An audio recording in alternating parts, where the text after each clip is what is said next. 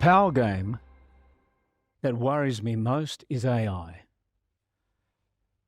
Now, I'm not talking about artificial intelligence, although I did see the latest Terminator film, and I could see that that could become rather tricky.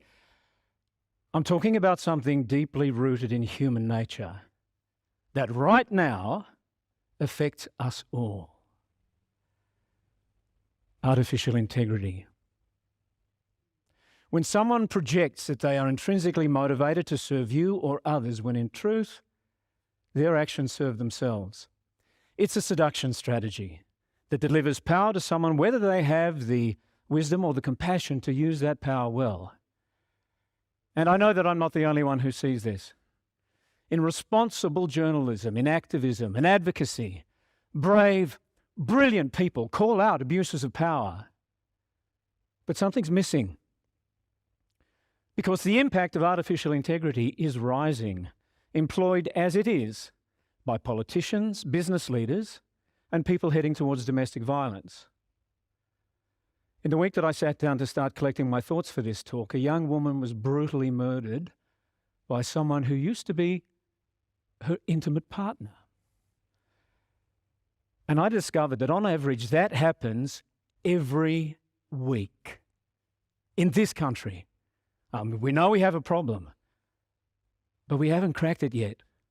Something's missing. And that's why I wanted to describe artificial integrity in a way that exposes it for what it is and offers some suggestions for how to disarm it. I'm a dramatist. I trained at Australia's National Institute of Dramatic Art. I worked as an actor, a writer, and a director. And now in business with leadership communication. And the combination of those lived experiences, the deep exploration of character and motivation, and the deep engagement with the characters who run corporations, I think it's given me an acute sensitivity for the way that people use psychological action in order to win and wield power. Communication is action. It's what we do to other people in order to get them to do what we want. Think Newton's first law. It's what we do to other people. And if we agree that we should be accountable for what we do to other people, then we need to recognize that there is a problem and that there are a lot of actions that go undetected. I mean, physical actions, they are visible. So, a punch, a handshake, a poke, a warm embrace. This has received a sensation in the nervous system, and if that activity reaches the brain and influences perspectives, opinions, and behavior, then it is a psychological action. Many psychological actions, in fact most, require no physical contact. Sight and sound, without touching any of you. I can welcome you. I can thank you. I can warn you, or I can compel you. And even though they are harder to detect and name than physical actions, psychological actions can have equal, if not greater, impact. When I first started helping people in business with leadership communication, I noticed what was almost a universal blind spot, and that is what it means to suit words to actions and actions to words. People with excellent intentions struggled when the moment arose to act. They were unnerved by boardroom presentations and selection interviews and performance conversations. You know, cross-examination in front of the media or a Senate inquiry. Now, that's challenging stuff. Right from the start, I could see that there were limitations from simply advising people to stand tall and speak from here and tell a story that related to moral values. I mean, that is excellent advice for someone with a moral compass who knows why they are standing tall and who can give voice to impulses coming from their heart or from their gut. But it's not good for any of us when this advice, this power is shared with psychopaths, narcissists, and predators who can practice standing taller and speaking in a deep, reassuring prosody. It's like giving the nuclear codes to a lunatic. Tyrants and kleptocrats rise because they can, and bullies exert coercion and control when it is their path of least resistance. And as I recently discovered on a trip to my local supermarket, artificial integrity doesn't start and stop with middle-aged white guys like me. I was on a mission to get some sun-dried tomatoes, except the checkout queue had ground to a halt as a rigid 3-year-old screamed, "I want it!" The parent, AJ, not now, "What did I feed it?" AJ, this is not a nice way to behave. "I want it!" Now, this is a very human drama. And what is remarkable is that the toddler doesn't need to be taught how to access this kind of power. I mean, life was seriously tough for Paleolithic toddlers. And so evolution has granted them this superpower. No, the power to cause a ruckus over a piece of bone marrow could be the difference between life and death. Now, today, it's akin to surprise. It's not life and death, but AJ's emotional, primitive brain says it is, authorizing AJ to tap into the power of unsubstantiated entitlement. I just want it, and I want it now. AJ, I'm sorry, you can't have it. But I've been really good. Yeah, quite intuitively, AJ turned it into a moral argument. I've been good, how's that fair? Now, here I think it's useful to reference the work of Jonathan Haidt and colleagues who established moral foundation theory. They defined 6 common heritable ethical intuitions, and yes, fairness is one of them, and there is authority, and there is sanctity, and there is care, stroke aversion to harm, there is in-tribe loyalty, and there is freedom. Psychological actions that resonate with these moral overtones, they breach our rational defenses. This is why the entitled toddler has so much power. But I've been really good. Sorry, AJ, you can't have it. But I'm hungry. It's an appeal to care. No, AJ, we're going home. As we grow, we learn from interactions like this how to acquire and wield power. Now, we hope that AJ learns a valuable lesson. Seems I'm not entitled to the kinder supplies, and behaving like that won't get me what I want. Or maybe AJ learns a different lesson. The problem is that they don't think I'm entitled to the kinder supplies. If I can solve that, I can have anything I want. Now, let's hope that AJ never sees this presentation, because artificial integrity solves that entitlement problem, and I'm going to show you how it works. I'm going to tell you a story in 3 parts. Now, don't think of story structure as merely organizing information. Stories are vehicles that deliver psychological actions into the minds of your target audience. And like a wiry boxer combines a jab, cross, uppercut to maximum impact. Potent story structure is that sequence of psychological actions that appeal to moral values. So, action number 1. I am going to destabilize you by playing on your fears. This world, your world, is a dangerous place. There are other people who want to hurt you and take from you what is yours.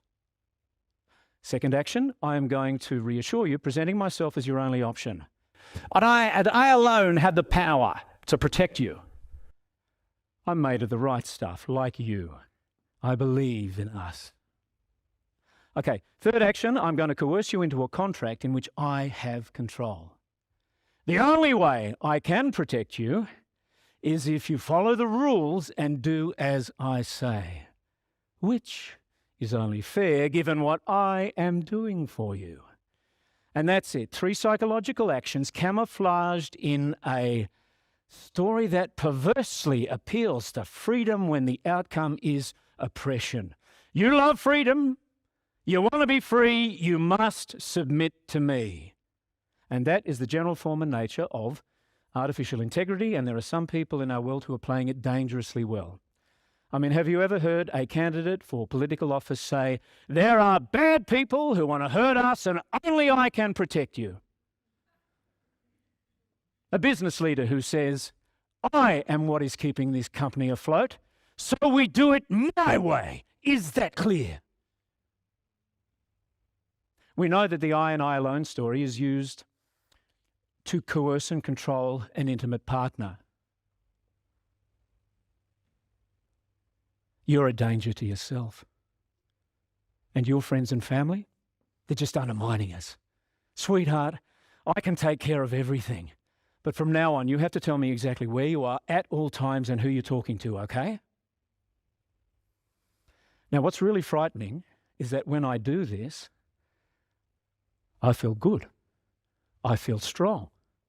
Reward systems activated, dopamine delivered, not because it is true, but because playing these psychological actions is viscerally energizing, which is affirming I see power over people within reach, and I just want it.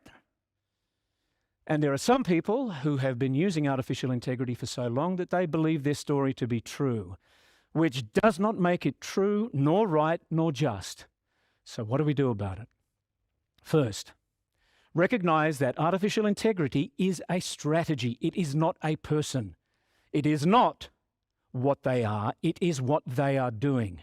If you challenge someone's integrity, you will get drama. And that's what plays and films are for, drama. We don't want drama. We just want them to stop.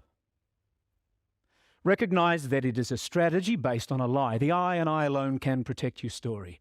Your aim is to safely deconstruct that story in a way that neutralizes that power grab.